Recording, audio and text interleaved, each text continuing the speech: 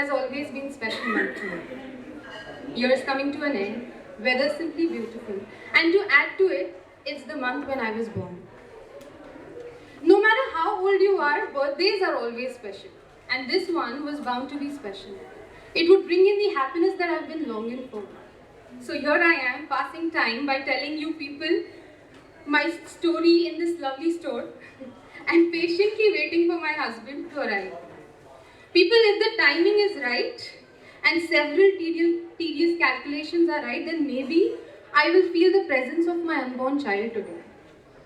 The news I've been waiting for would arrive on my birthday.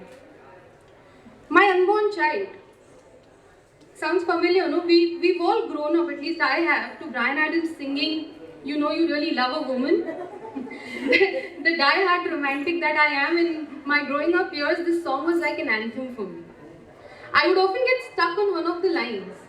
When you can see your unborn children in her eyes, you know you really love a woman. Many would find it absolutely stupid.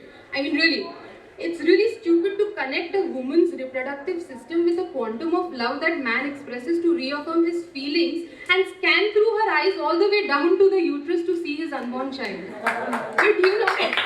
But you know, when you're 16 and in love, dissection of emotions at this level never happened. In my case, I was still struggling to dissect these emotions and I was almost double that age. I turned 32 today. Married for 4 years, I'm still trying really hard to show my husband our unborn child in my eyes. How difficult would it be to have a child, I thought to myself, in the first year of marriage. The first year is always about having fun. The second year was full of apprehension, maybe it's time, maybe it's not. I kept blinking my eyes through this year, playing peekaboo with the father of my unborn child, hinting, hey, that it might or might not happen this year. By the time the third year arrived, my eyes were wide open, only to realize that there was no child in it. Weekend leisure visits were slowly and steadily replaced by visits to gynae. At the doctor's clinic, I thought I went back to school where biology was being taught to me all over again. Words like follicles and their study over ovulation tablets and the multiple scans to find that perfect night to make out in a certain position with my man. Only to wake up next morning with the hope of a silhouette maybe of that adorable bundle of joy in my eyes. No luck there either. It seemed like a distant dream which I was seeing with my eyes wide open. Years passed by, so did the technology. The Bryan Adams song, remember? It was getting dissected now. Tablets were replaced by injections. And that one make-out night had now turned into me lying in an OT with the legs spread out and waiting for the doctor to transfer the embryo containing my egg and his sperm, produced in this outside world. Like I said, dissection had begun. It was as if my unborn child was artificially created outside and then forcefully shoved up my uterus to be born again. But still he refused to survive.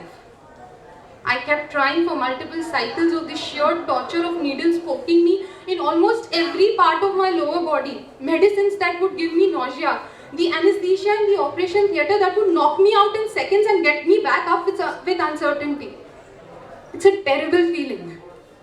But the unfortunate moral of this story was that none of this was working. Now my eyes were tired of finding my unborn child within me. They were giving up on accommodating this very much longed for guest who just wouldn't arrive.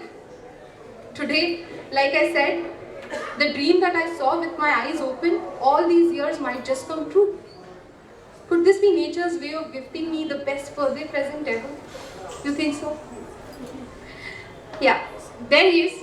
I can see him walking in now. More than him, my only focus is on the envelope in his hand. It was as if my child was running towards me, waiting for me to cuddle him, love him. The moment of truth was here. He looked at me with a teary eye and held my hand to pass on some strength. I have no guts to look at him. I am jittery. And before he could utter a word, I snatched the envelope from his hand and tore it open. The papers read, "Application accepted for a girl." A picture attached of this beautiful child with it. People, can you see? Can you finally see the reflection of the picture in my eyes? My unborn child is here. So